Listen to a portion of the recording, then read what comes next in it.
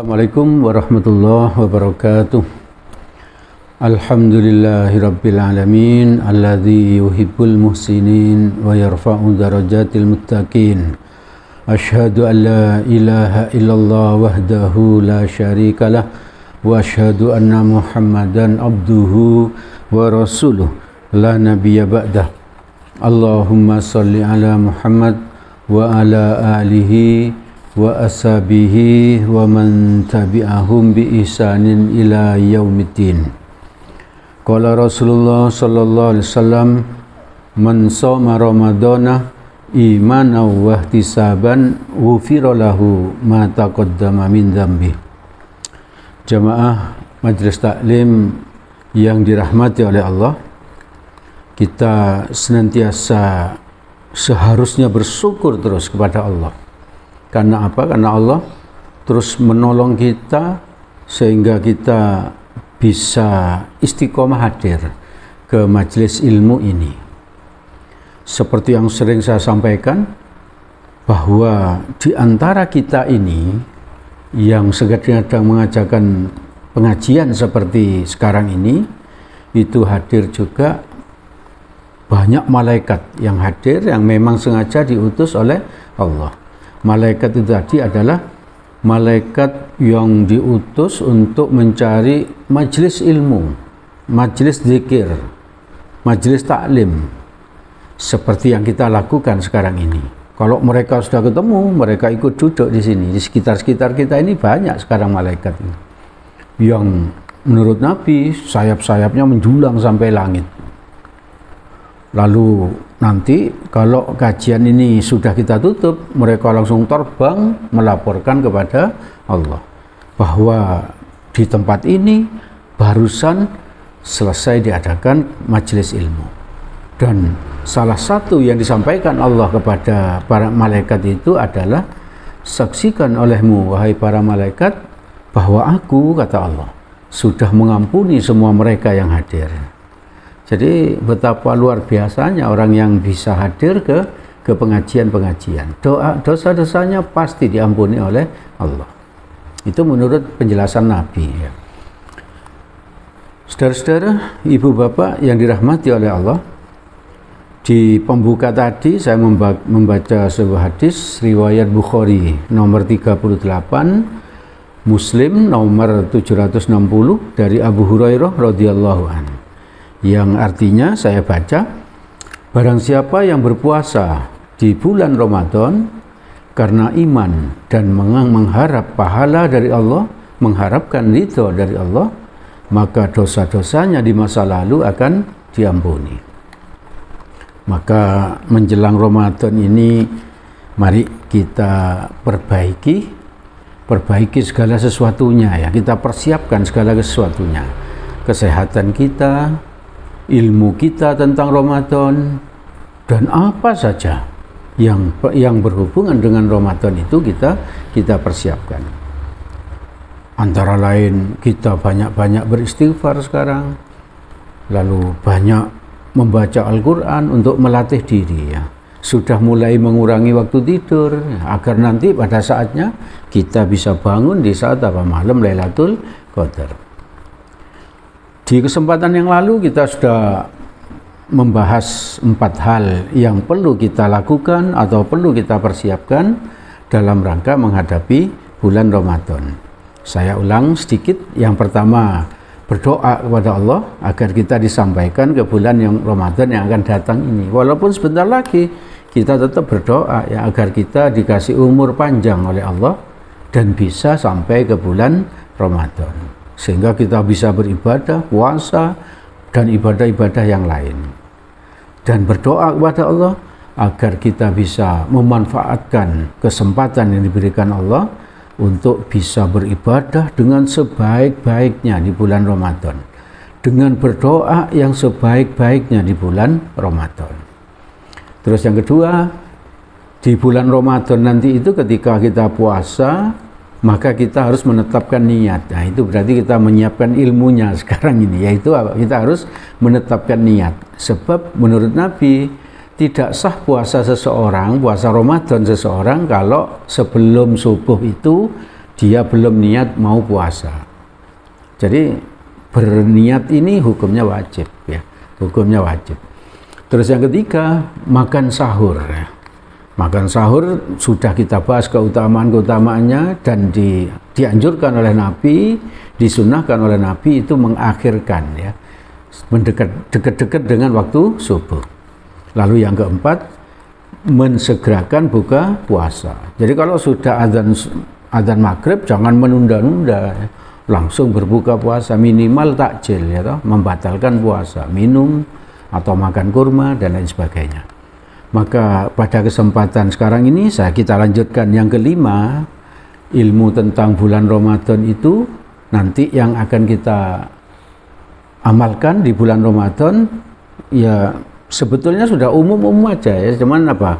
Ini sekedar mengingatkan kembali dan menancapkan lagi agar kita bisa menancapkan lagi akan melakukan itu dengan sebaik-baiknya. Lebih baik dari tahun lalu ya. Lebih baik dari tahun lalu. Karena apa? Karena tahun lalu barangkali sudah kita melakukannya dengan rutinitas, maka sekarang kita lakukan dengan kesadaran penuh. Karena kita sudah tahu ilmunya. Yang kelima adalah qiyam Ramadan, yaitu antara lain sholat tarawih. Jadi melakukan amalan-amalan soleh di malam hari setelah berbuka puasa. Antara lain adalah apa? Sholat tarawih. Hadis riwayat Bukhari nomor 37 dan Muslim 759 dari Abu Hurairah radhiyallahu an, Nabi Muhammad bersabda, mirip dengan yang pertama tadi, hadis pertama berbunyi mangkomah. Kalau tadi yang pertama mansomah, tapi sekarang redaksinya adalah mangkoma Ramadana imanau wahtisaban ufira lahu ma taqaddama min dambi.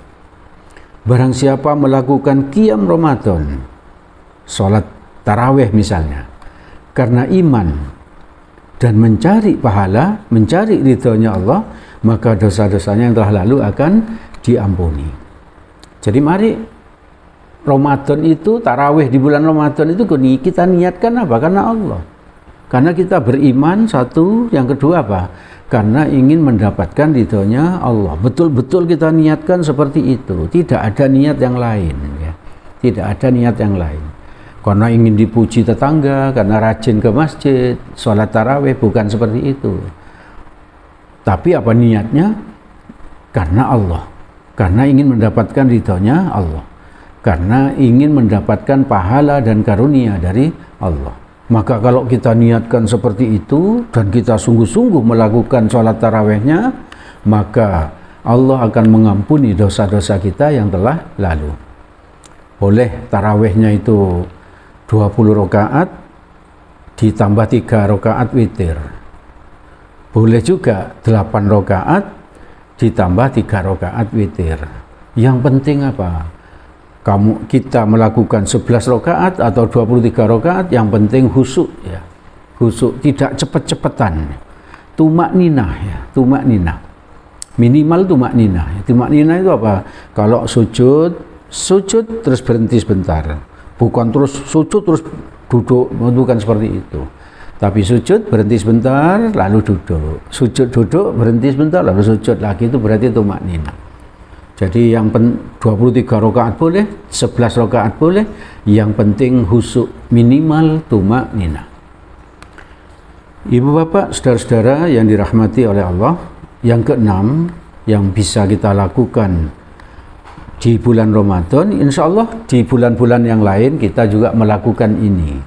Tapi di bulan Ramadan, mari kita tambahi, kita perbanyak gitu ya, kita perbanyak. Yaitu memperbanyak baca Al-Quran ya. Memperbanyak baca Al-Quran. Sekarang di luar bulan Ramadan kita baca ya, kita baca, tetap membaca Al-Quran.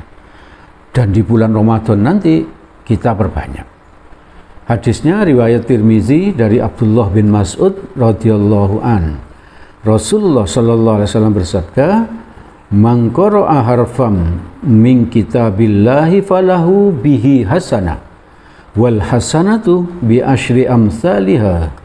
La aqulu alif lam mim harfun, walakin alifun harfun.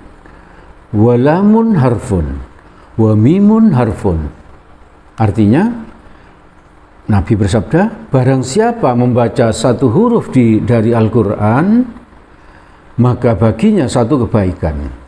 Dan satu kebaikan itu akan digandakan menjadi 10 kali lipat. Berarti ini apa? Kalau kita baca Al-Quran, satu huruf, berarti pahalanya 10 kali lipat. Ya. Satu huruf. Terus Nabi menjelaskan, kata Nabi, saya di sini Nabi, tidak mengatakan alif lam mim itu satu huruf. Tapi alif itu satu huruf, lam itu satu huruf, mim itu satu huruf. Itu menurut Nabi. Berarti kalau kita membaca Al-Quran alif lam mim, berarti pahalanya 30 kali ya. 30 kebaikan. Bayangkan kalau kita sehari membaca satu halaman saja, berapa itu pahala yang kita terima ya. Dan di bulan Ramadan mari kita tingkatkan. Kenapa harus ditingkatkan ibadah-ibadah itu di bulan Ramadan? Karena menurut Nabi amalan sunnah diberi pahala seperti amalan wajib ya. Jadi membaca Al-Quran ini sunnah, tapi di bulan Ramadan pahalanya seperti wajib. Sudah 10 kali lipat dianggap pahala wajib gitu. Makanya diperbanyak ya. Kalau di bulan lain itu membacanya sedikit, maka di bulan Ramadan dipercepat, diperbanyak ya. Minimal barangkali bisa hatam satu kali ya. Bisa hatam satu kali, 30 juz ya. Bisa hatam minimal satu kali di bulan Ramadan. Lalu amalan wajib itu di bulan Ramadan pahalanya ditingkatkan lagi, diperbanyak lagi, bahkan sampai tidak terbatas. Terserah Allah bagaimana memberi pahalanya. Jadi mari kita manfaatkan bulan Ramadan, betul-betul kita manfaatkan. Maka kita berdoa agar kita disampaikan oleh Allah ke bulan Ramadan. Memperbanyak baca Al-Quran itu bisa dilakukan dengan tadarus bersama tetangga, bersama takmir masjid, bersama jamaah masjid yang lain. Bisa juga dilakukan baca sendirian di rumah ya. Kita baca Al-Quran di dalam kamar, sekarang sudah mudah, pakai HP juga boleh dan seterusnya. Dan kalau masih ada waktu, manfaatkan bulan Ramadan dengan mempelajari, memahami isi dari Al-Quran. Di HP kan sudah ada Al-Quran dan terjemah, kita pelajari terjemahnya bagaimana. Nanti dipahami, lalu kita amalkan dalam kehidupan sehari-hari. Itu yang ke-6 ya. Kalau digabung dengan yang lalu itu yang ke-6. Sekarang yang ke-7, memperbanyak sedekah. Kalau sekarang memang kita bersedekah ya. Bersedekah berapa? Misalnya 50.000, 100.000 dan seterusnya ya. Di bulan Ramadan diperbanyak ya, diperbanyak sedekahnya, ditingkatkan ya. Minimal itu apa? Ditingkatkan ikhlasnya itu minimal. Kalau jumlahnya sama, maka keikhlasannya ditingkatkan. Hadis riwayat Baihaqi dari Anas radhiyallahu an, Anas berkata bahwa Rasulullah pernah ditanya oleh seorang sahabatnya. Jadi Anas ini bercerita kepada sahabat yang lain bahwa Rasulullah ditanya oleh seorang sahabat, "Ya Rasulullah, ayyus shadaqati afdalu?" Apakah sedekah yang paling utama Rasulullah?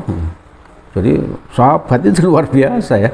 Mereka itu sudah biasa bersedekah, tapi mereka bertanya, sedekah yang bagaimana, yang lebih utama, yang paling utama gitu. Agar apa? Agar mereka mendapatkan pahala yang lebih banyak itu. Luar biasa pertanyaan sahabat ini. Maka Nabi menjawab, sedekatu Ramadan. Sedekah di bulan Ramadan. Jadi sedekah di bulan Ramadan itu luar biasa ya. Sedekah itu bisa berupa uang, bisa berupa barang, bisa berupa makanan untuk memberi takjil itu ya. Memberi buka puasa. Kalau memberi buka puasa takjil kepada orang yang berpuasa ada tambahan pahalanya ya. Yaitu apa? Ada hadis begini, barang siapa yang memberi buka puasa kepada orang yang berpuasa, maka orang yang memberi tadi itu loh mendapatkan pahala seperti orang berpuasa. Jadi luar biasa kalau dirinya sendiri berpuasa dapat pahala puasa. Lalu dia memberi buka puasa kepada orang dapat pahala puasa lagi. betapa Allah itu sangat-sangat murah untuk memberi pahala. Karena apa? Karena Allah itu ingin kita itu selamat dari siksa kubur. Allah itu ingin kita itu selamat dari siksa api neraka, dan Allah itu ingin kita itu langsung masuk surga. Ya.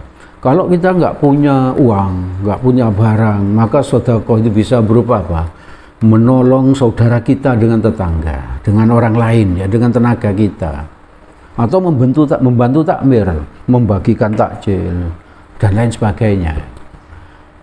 Banyak yang bisa kita lakukan untuk sedekah. Mengajak orang untuk ke masjid, sholat, itu juga bisa dianggap sedekah.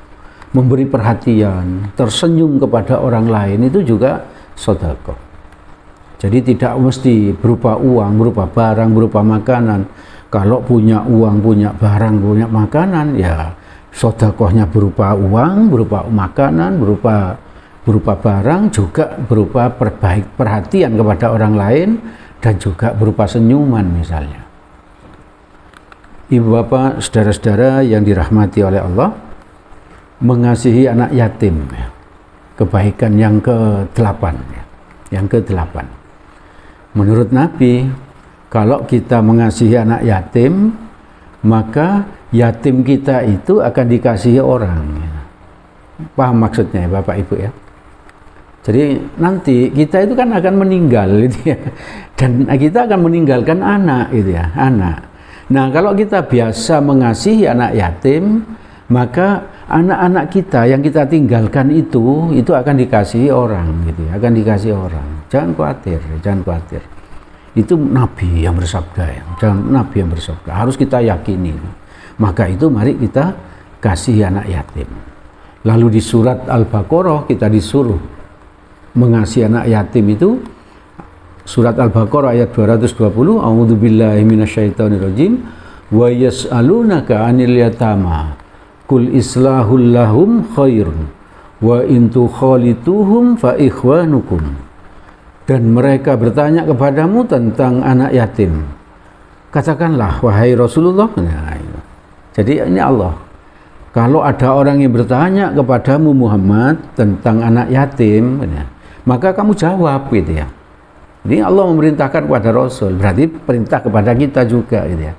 Mengurus urusan mereka, yaitu anak yatim itu adalah secara patut adalah baik ya, adalah baik.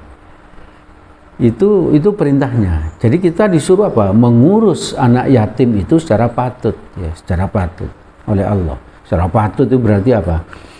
Kasih disayangi anak yatim itu. Kalau dia anak yang kurang mampu disantuni, kalau dia sudah mampu jangan direbut hartanya gitu ya. Itu. Dia arahkan hubungan sosialnya, pergaulan sosialnya dan lain sebagainya ya, dan lain sebagainya. Ibu bapak, saudara-saudara yang dirahmati oleh Allah, salah satu keutamaan menyayangi anak yatim, mengasuh anak yatim, yaitu hadis riwayat Bukhari, Tirmizi, Abu Daud dan Ahmad dari Nabi Muhammad SAW bersabda, saya baca langsung artinya. Saya, kata Nabi, saya di sini Nabi ya. Dan orang yang mengasuh atau memelihara anak yatim akan berada di surga seperti begini. Nah ini Nabi menunjukkan tangannya, jari tangannya seperti ini. Kalau ini surganya Nabi, maka ini adalah surganya orang yang mengasuh anak yatim, memelihara anak yatim. Jadi bertetangga itu. Begitu dekat ya. Surga itu ada 100 tingkatan ya.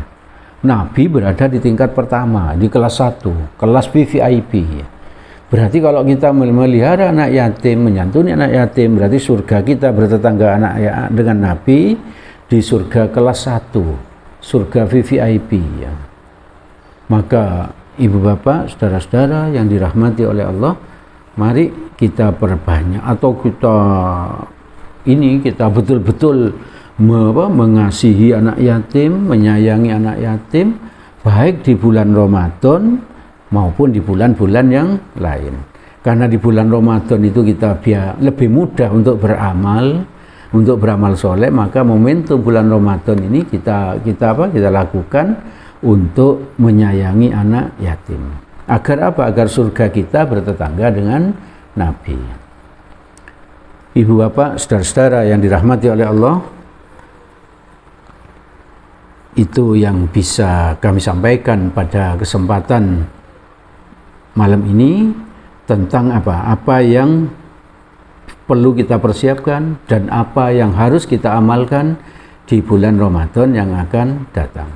Kalau saya ulang yang saya sampaikan malam ini, qiyam Ramadan atau sholat tarawih, lalu memperbanyak baca Al-Quran, lalu memperbanyak sedekah, dan mengasihi anak yatim. Mengasihi anak yatim. Segala yang baik dan benar itu semata-mata berasal dari Allah Subhanahu wa ta'ala. Semoga ada manfaatnya bagi kita, semoga kita ditolong Allah agar kita bisa mengamalkannya. Amin, amin ya rabbal alamin. Yang salah karena kebodohan saya sebagai manusia. Untuk itu saya mohon maaf yang sebesar-besarnya. Mari kita tutup majelis ini dengan berdoa kafaratul majelis. Subhanakallahumma wa bihamdik asyhadu an la ilaha illa anta astaghfiruka wa atubu ilaik. Billahi taufik wal hidayah. Assalamualaikum warahmatullahi wabarakatuh.